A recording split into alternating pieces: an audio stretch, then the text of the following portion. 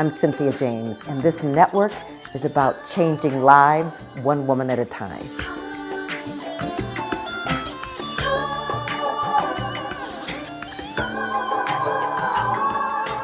Hello, welcome to Women Awakening. I'm your host, Cynthia James. I have the distinct honor of coming to you weekly and bringing extraordinary women. And when I say extraordinary, it's not that they're any different than you and me. It's just that they've decided to make a difference in the planet. They've decided to be change makers. Decided to be way showers. And so I guarantee you, every week you will meet a new, powerful, dynamic, and mighty woman. We're on all the platforms: Spotify, iTunes, iHeart, Spreaker, Amazon, and video on YouTube. Just look for Women Awakening with Cynthia James and subscribe, share the videos with other people. You can also go to my website, cynthiajames.net. I have a private community and lots of gifts and things to share with you. Well, I have a new person to introduce you to today. She's new to me, but just in our preview before we started, I just loved her energy. Her name is Courtney Townley. And Courtney has been helping women around the world take better care of themselves with more consistency and ease for the last 20 years. She helps women mend their relationship with themselves so that they can achieve deep health and deliver their best to the things that matter most to them. She is the hostess of the highly rated podcast, Grace and Grit, where she encourages women to expand the definition of health far beyond the topics of diet and exercise. Courtney is a level 2 certified nutrition coach through Precision Nutrition, a certified strength coach via the National Strength and Conditioning Association, and a certified life coach via the Life Coach School. Courtney, welcome. I'm so happy you're here. Oh, I'm so happy to be here. Thank you for having me. Well, I want to start with, where you came from. How did you grow up? It's so important, I think, for women to know that success doesn't just come, you're born into it, that you have uh, a legacy, you have a journey. So I'd love to know where you were born and how you grew up. Yeah. So when I was really young, I grew up in a lot of places. My parents moved around a lot. My dad worked for an oil company, and so we were always moving around. So I was born in Atlanta, Georgia, but I ended up growing up in Jackson Hole, Wyoming for the most part. Uh-huh. And now Jackson Hole today is very different from when I grew up there. It was a very small town when I grew up there. My stepfather was a veterinarian. My mom was a nurse. And I literally came out of the womb a dancer. I was always had a heart for dance. And that really seems almost like a challenge when you live in a place like Wyoming, because you wouldn't think that there's a lot of opportunity for dance. But we had this incredible artistic director move in from New York. And she took me to an audition in Bozeman, and I went to study with Alvin Ailey for a summer. And that just set me on this whole trajectory of kind of what I wanted to do in the future. And I thought my heart would always be in dance. And to some degree, it has been. I've always had a heart for dance. But you may or may not know that dance is not the most lucrative career on the planet either. At least it wasn't when I was in that area or in that arena. So I was looking for ways to put food on my table. And as a dancer, I was taking Pilates classes. And so someone suggested that I go to the school in Toronto and get certified. It was a year-long program. I did that. And the company asked me to stay on and certify trainers for them. So I did. I stayed at the company and I traveled all over the globe to certify trainers. And I started to get very exposed to the bigness of the wellness industry. I started to see how many different ways there were to help people improve their health and well-being beyond just movement. And that lit my heart on fire. So I definitely kept dancing throughout my life, but I started to move more in the direction of being a wellness professional. And that's looked like a lot of different things. I worked for many years in the realm of fat loss, was very successful in that world, but ultimately kind of came up against this wall where I started to see this pattern where a lot of my clients were achieving great success, but they weren't sustaining the success. Right. Right. So why, right? I was like, all the bells started going off in my head. Like, there's obviously things I'm missing. And I think a big piece of what I was missing was that my clients weren't really changing their beliefs about themselves. They weren't really changing their relationship with food to the degree that they could sustain it over the long term. It was just kind of a temporary thing. And so I started to get really interested in mindset and also emotions and how we deal with emotions, either in a way that depletes our health or nourishes our health. And it really just changed everything about the way that I started to work with my clients around improving their health. I was no longer in this box of diet and exercise. I wasn't making the problem the body because the body's never been the problem. Right. And I always say to my clients, we don't need to fix your body. We need to recalibrate your life so it feels healthier. Well, what I love about what you're saying is that our culture tells us we're to look beautiful. Our culture tells us we're to look a certain way.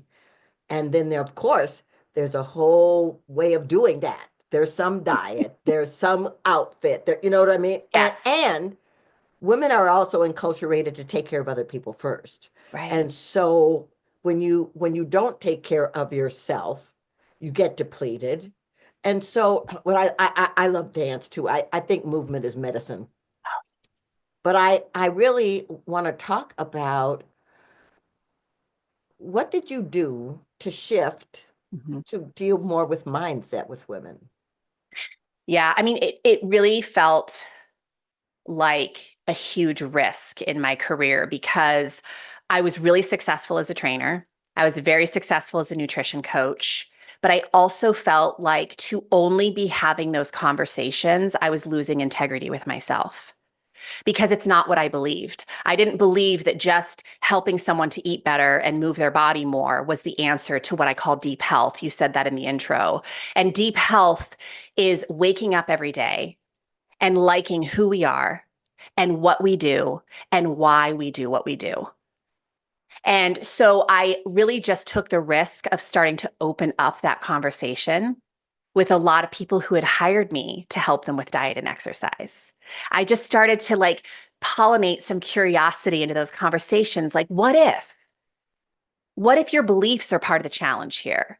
Right. And what if your inability to manage your stress or be with discomfort is part of the challenge here? And as I started to have more of those conversations, people got excited about it. People started to change in more profound ways. And then that just gave me the courage to keep going and to keep having those conversations. And did you have to change anything in yourself? Did you have to change any Oh, mindset? oh, I mean, isn't that why we do what we do in the world? It's usually because we had our own profound transformation or experience. And for me, it came fortunately fairly young. So I had my son, I have one child, and he's 15 now. But when I first gave birth to my son 15 years ago, I always say some women enter motherhood really gracefully, but I entered like a tsunami. I mean, I just didn't know what I was doing. I was struggling on every level, mentally, physically, emotionally. And when people came to my home to meet my son or friends reached out to check in with, being a new mom, they would always make the comment about my body like you look so good, you lost the baby weight so fast. And in my head, I'm thinking I'm imploding right now. And the only thing people are asking or commenting on is my body. Like this is crazy. And I already had been sort of questioning the tactics and strategies we use to improve health in our culture. But that was kind of like the big awakening for me of like, okay, hold on a second. No one's talking to me about my emotional health or my mental well being or how much I'm enjoying motherhood or where I could use help on that front in terms of learning skill sets. They're just looking at my physical body.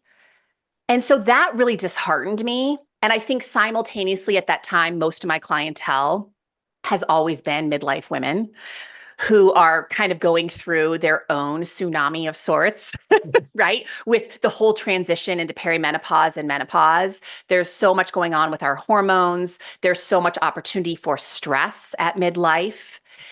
And so I think working with that population and going through sort of that awakening at motherhood really sent me on this trajectory of changing the way that I wanted to talk about health and well-being with my own clients.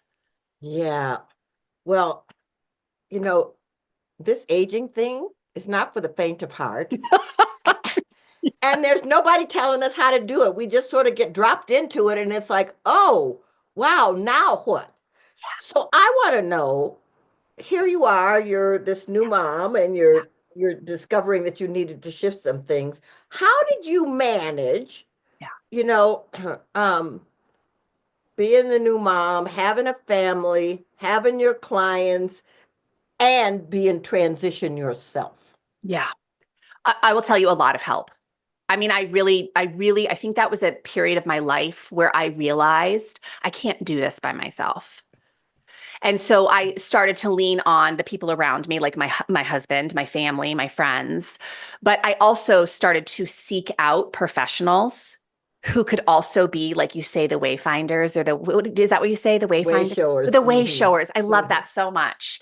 So I had to find my own way showers, coaches and mentors who could really introduce me to a different path of wellness than the one that I had sort of sold myself into, for the first half of my life. Mhm. Um, and so I think that was a big part of how I was able to get through that season of my life, was leaning on others and really admitting that I needed some help and looking for that help and investing in that help. That was Yes. all a part of that. It's so interesting because I tell my clients, it is so important to invest in you, whatever that looks like. Because if you're going to grow, if you're going to expand, you know, putting into you and opening the space for support is essential. So I guess I want to know from you, when clients come to you, what is their usual state of being? I would say often it is that they have been wrestling for years or decades or a lifetime with feeling like they're at war with their body. Mhm. And they're so tired of the fight. And it's not how they want to be spending all their precious life resources, but they feel like they should be. Right? Because again, we live in a world that's made the body the problem. And if you have the perfect body or you have a perfect level of health, all of your life problems will go away. We're almost encouraged to chase that. And so I think that they often come to me wanting a different way, but not knowing what that other path might look like. Right.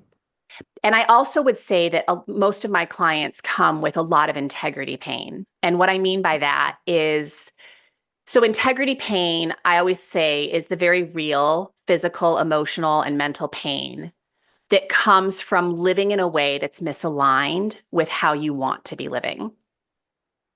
So a lot of my clients will come and their relationships might be really dysfunctional. They might be in a career that they have hated for the last 15 years, but they feel stuck in it. Um, they are not necessarily going after the things that they want in their life. And instead of addressing those things, they're hyper focusing on fixing their body. Yeah. It's so interesting. There was this movie called As Good as It Gets, with Jack Nicholson, and the whole Yes. beginning of the movie was all of these, I call them wispy, willowy girls that had no body fat and Yeah. these tight dresses that are parading through the beginning of the movie.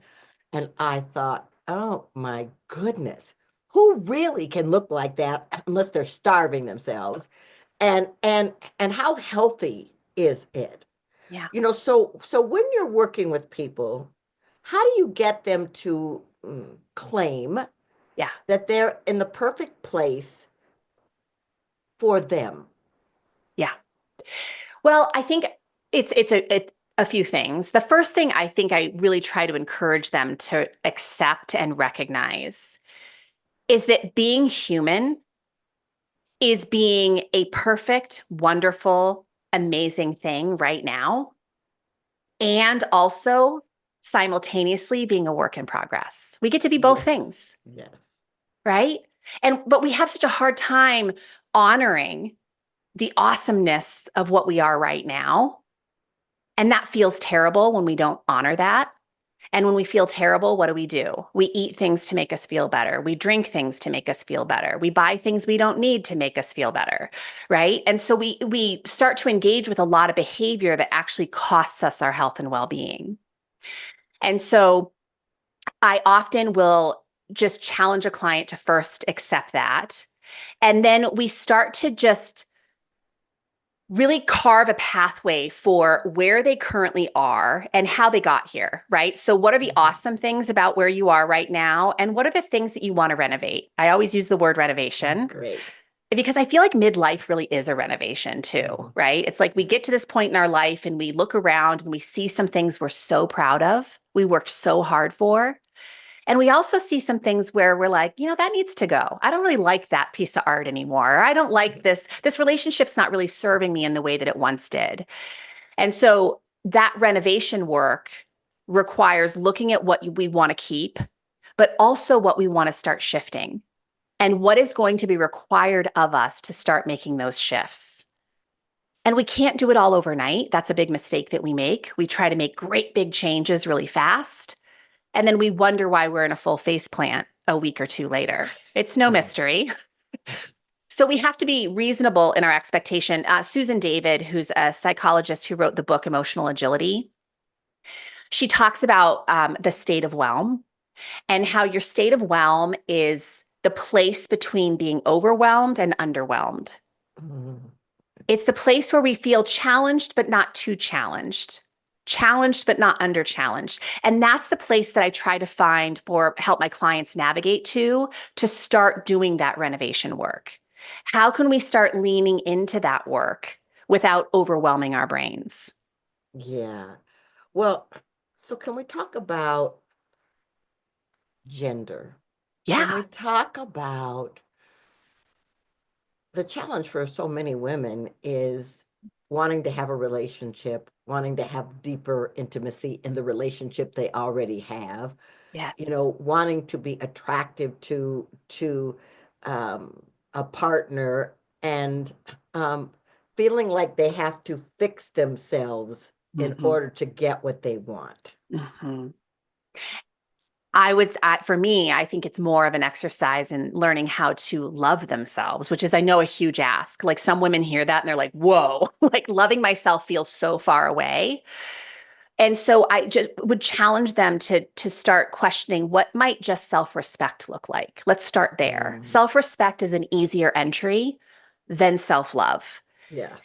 But when we really truly love ourselves and we like who we are, there's like this very magnetic energy that comes with that, right? It helps our relationships in a lot of ways. And it's not because we fixed our bodies, it's because we generally are moving through the world in a way that makes us really fall in love with ourselves. Yeah. Not in a conceited Yes. way, right? But in a Mhm. really beautiful, um, harmonious, and nourishing way. And I think that when we do that work of figuring out how to fall in love with ourselves, it has a way of mending and deepening relationships with everything, other people, but also with food, with sleep, because we're in relationship with everything. Right. And all those relationships get better when we start treating ourselves better. Yeah. I love self-respect because it just really allows you to exhale and move slowly forward. Yeah. Yeah. So tell me about Grace and Grit. And when did you start it and did you know what you were doing? Of course not. I definitely didn't know what I was doing. But I think so much of my life has been that way, where it's like I just feel pulled to something and it feels compelling enough to take some risks and do the thing. And then you learn along the way. And I think I have enough evidence in my life where that has served me really well that I was in a place where I actually had a brick and mortar business. I had a personal training studio but I was also moving. I was selling the studio and I was moving to a town about 2 hours away from where I was at the time. And I already had about probably 50% of my clientele online. So I decided when I was going to make the move, I was going to move everything online. But that meant I had to have a website. I had to like have a way of attracting new customers. You know the drill, right? It's like moving to a foreign country and having to learn the language and how to get around and this new way of eating.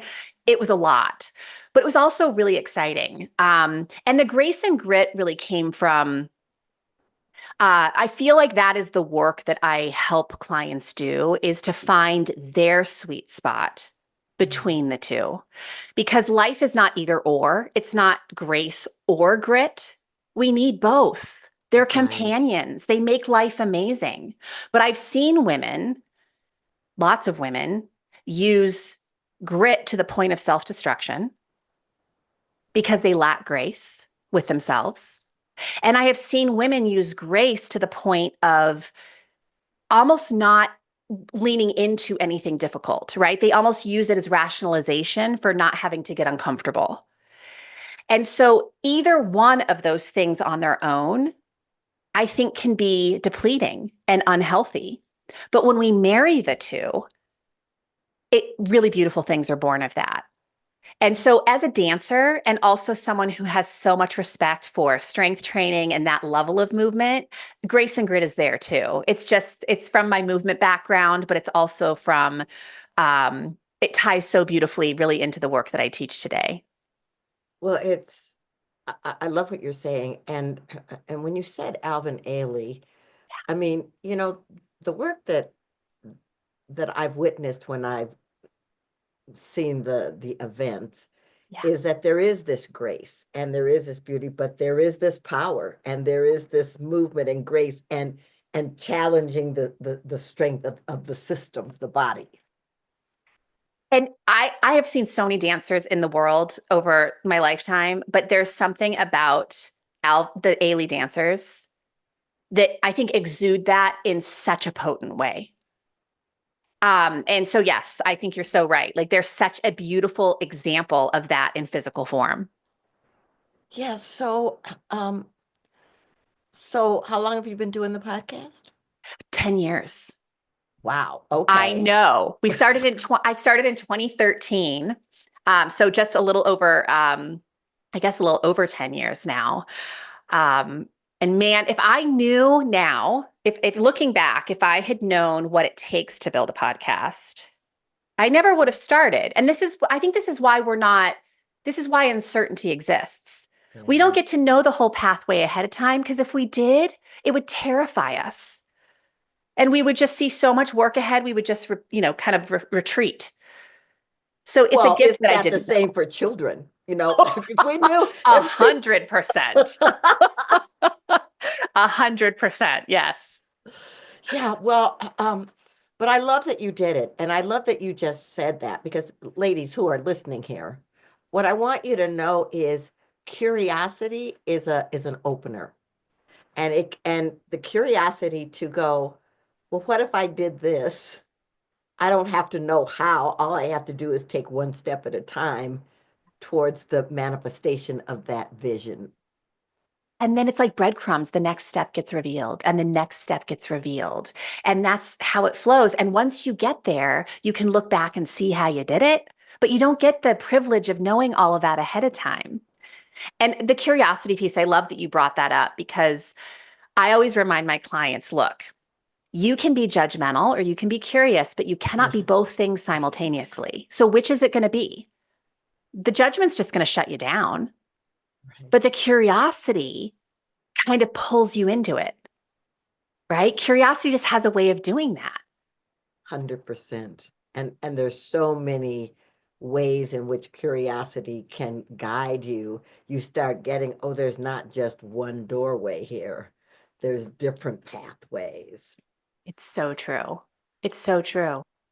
Well, tell me, how do people find you and your fabulous work in the world and your amazing podcast?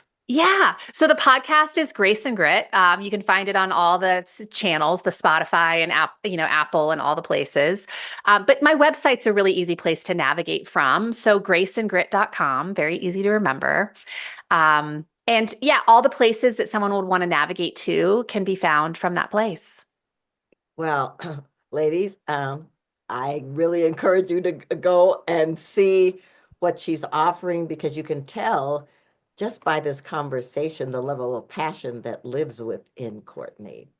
So I ask the same last question of every guest. This show is called Women Awakening. What do you think is the most important thing for women awakening on the planet in this moment? In this moment, I would say it, tied together, it's self-awareness and self-respect. Mhm. I often say that it's in this day and age, it's so normal for people to be walking through the world, but not really awake in the world. And being awake to our life means we are willing to be radically honest with ourselves about what we're doing and why we're doing it. Am I doing it because somebody else told me I should and I'm supposed to, and that's the only way I'll be loved? Or is this something that really is coming from me? Mm. So I think self awareness is a big piece. And then combined with that is that self respect piece.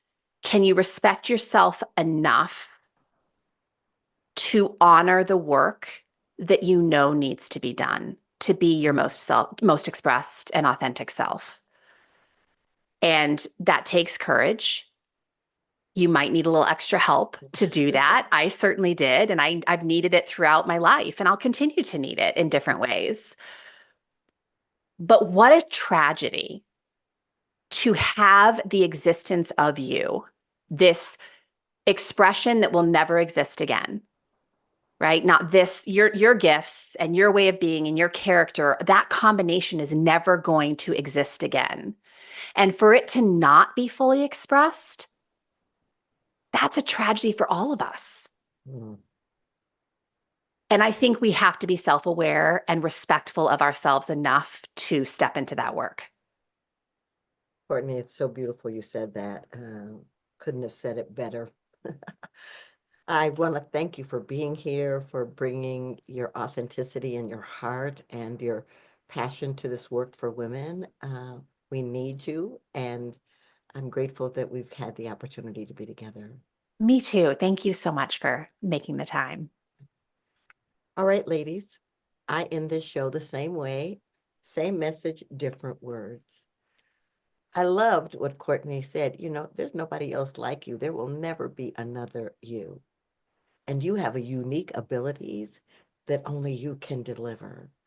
So what if you just took a moment to open to honoring yourself more, respecting yourself more, being awakened to who you are and the myriad of gifts that you bring. I want you to know the planet needs you. We need you. And I'm so grateful to have spent this time with you. I love you, and I'll see you next time.